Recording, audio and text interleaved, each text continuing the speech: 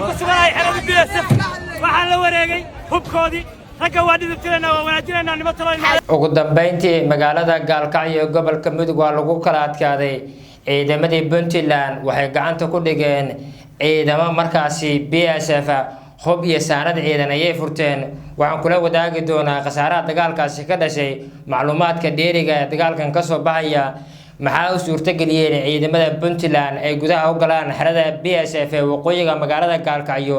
Puntland durbaba war-saxaafadeed iyo dagaalkan ka soo saartay iyay ku eedeysay duulaankii saaka macluumaad iyo wararkii ugu dambeeyay ayaan muuqaalkan idin kula wadaagi doonaa soo dhawaada saaxiibayaal waa maalinimo Arbacada taariikhdu ku aasaysan tahay 5 bisha markaasi 8 Agoosto sanada 2020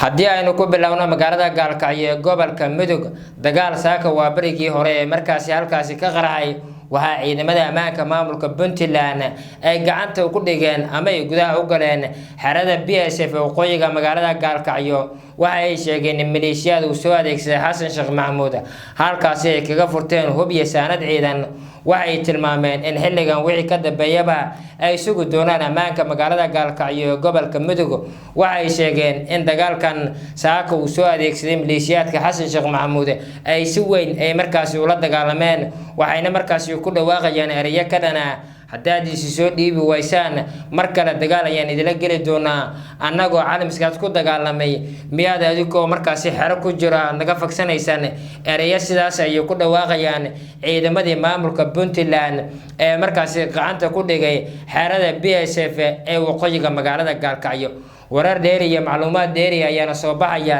iyadoo qasaare culus oo dagaalkan uu ka dhashay waxaan sidoo kale eegi doonaa waxyaabaha markaasi ku kaliftay in ciidamada BSF isaga baxaan halkan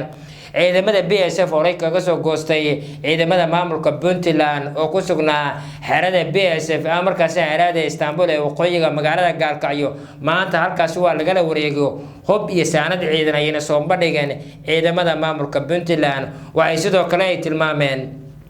in xilligan ay sugu doonaan ammaanka magaalada Gaalkacyo ee gobolka Mudug waxay sheegeen in xilligan wixii ka dambeeyaba lagu aamini doono ammaanka magaalada Gaalkacyo ee gobolka Mudug waxay ku dhawaaqayaan ereyo ka dhana ciidamada BSF iyagoo tilmaamay haddii ay soo dhiibi waayaan in markaasi ay farxadkooda ay dagaal la geli doonaan dagaal qaraar oo tan iyo saaka ka soconayay waqooyiga magaalada Gaalkacyo gaar ahaan aaga xerada Istanbul ayaa ciidamada Puntland waxa u suurta gashay inay gacanta ay ku dhigaan xerada Istanbul ee waqooyiga magaalada Gaalkacyo hubkan iyo saanadan ciidan oo aragtaan ayayna soo bandhigeen ciidamadii madaxweynaha maamulka Puntland Saciid Cabdullaahi Dani ciidamadii BSF ee garab ka helay ciidamada dowladda federaalka Soomaaliya si awood ay halkaas looga saaray hub iyo saanad ciidan ayaana laga wareegay habeenkii xalay ahaa sidoo kale hub ay markaasi waday dowladda federaalka Soomaaliya oo la sheegay in loo geyniyo ciidamada BSF ayaana markaasi maleeshiyad hubaysan la wareegeen sida hadalada loo dhigay balse ciidamada maamulka Puntland ugu dambeyn waxay la wareegeen xerada Istanbul ee waqooyiga magaalada Gaalkacyo waxayna soo saareen war-saxaafadeed iyagoo markaasi ku sheegay in ciidanka amniga Puntland ay maanta howlgal ay ka fuliyeen magaalada Gaalkacyo gobolka Mudug halkaas oo lagu beegsaday goobo ay ku sugnaayeen maleeshiyad markaasi lagu eedeeyay inay markaasi qatar ku yihiin amniga iyo xasiloonida qataraha kala duwan ama kala dambeynta ka jirta dalka ayaa lagu yeeray war-saxaafadeed ka soo baxay ciidanka booliska Puntland howlgalkan ayaa qayb ka ah dadaalada joogtada ah lagu xaqiijinayo kala sareynta sharciga ilaalinta shacabka ciribtirka kooxaha hubaysan ee isku dayaya inay markaasi ay ku dhuumadaan nabadda amniga howlgalku wali uu sii socdaa waxaana markaasi la fulin doonaa ama markaasi la waafajin doonaa sharciga iyo markaasi habraacyada ciidanka amniga Puntland ayaa lagu yeeray war-saxaafadeed ka soo baxay ciidanka booliska Puntland ciidanka amniga Puntland waxay cadeynayaan in tallaabooyin adag oo sharci ah laga qaadi doono cid kasta oo ku lug leh falalka ka dhanka amniga kala dambeynta dowladda Puntland waxay markaasi ka go'an in marnaba ayna u dulqaadan doonin kooxo ama shakhsi markaasi lagu adeegsanayo cadawga Puntland ama halis ku ah ama halis gelinaya amniga iyo xasiloonida dalka faahfaahin dheeraad oo ku saabsan howlgalka iyo natiijooyinka waxaan bulshada la wadaagi doonaa marka howlgalku soo gabagaboobo ayaa lagu yeeray war-saxaafadeed ka soo baxay ciidanka booliska Puntland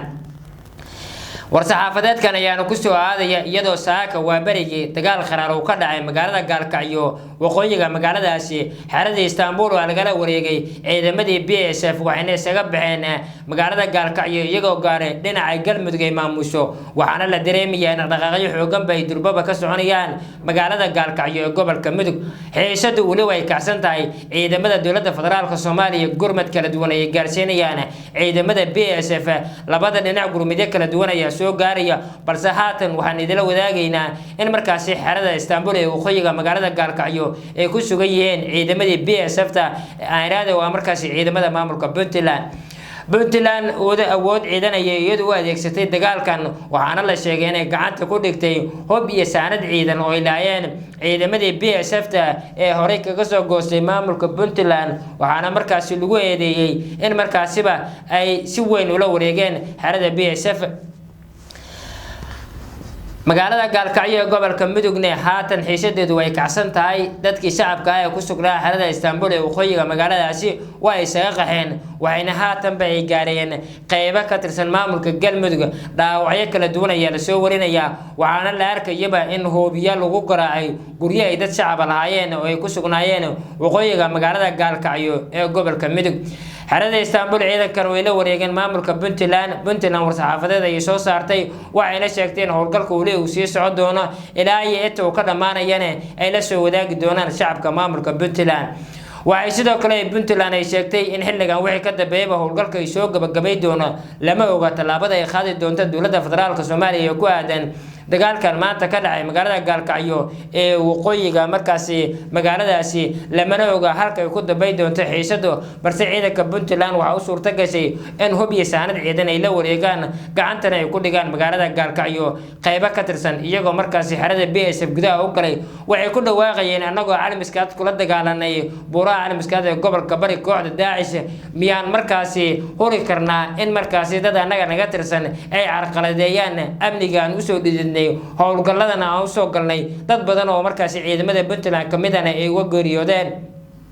waxay sheegeen iyagoo caalamiskaad ku soo dagaalamay inay marnaba ayna ammaan ayna ka bari dooneen ciidamo markaasi ka soo goostay maamulka Puntland gadaalna uu ka riixayo madaxweynihii hore ee dalka ay ugu yeereen madaxweynaha Soomaaliya Xasan Sheekh Maxamuud waxay sheegeen in xilligan wixii ka dambeeyay ay sugi doonaan ammaanka magaalada Gaalkacyo gacantana ay ku dhigi doonaan wixii markaasi ka dambeeyay iyagoo ku dhawaaqaya ereyo kanana Xasan Sheekh Maxamuud oo maleeshiyaadka soo dirtay maanta sidaas ayaan u halaagnay hubkaasi fara badanna waan ka furanay miyaad adigu markaasi markale isku dayi doontaa inaad carqaladeyso ammaanka magaalada Gaalkacyo ayay ku dhawaaqayaan ciidamada maamulka Puntland waxayna markaasi ay sheegeen in xilligan wixii ka dambeeyo ay gacanta ku dhigi doonaan ama ay markaasi la wadaagi doonaan bulshada waxyaabaha ka soo kordha howlgalkan ka soconaya ama howlgalka ay ugu yeereen sifaynta cadawga dalka oo ka soconaya magaalada Gaalkacyo ee gobolka Mudug waxyaabaha ka soo kordha xiisada ka taagan magaalada Gaalkacyo talaabada ay qaadi doonto dowladda federaalka Soomaaliya iyo sidoo kale Puntland waxyaabaha uu kale yahay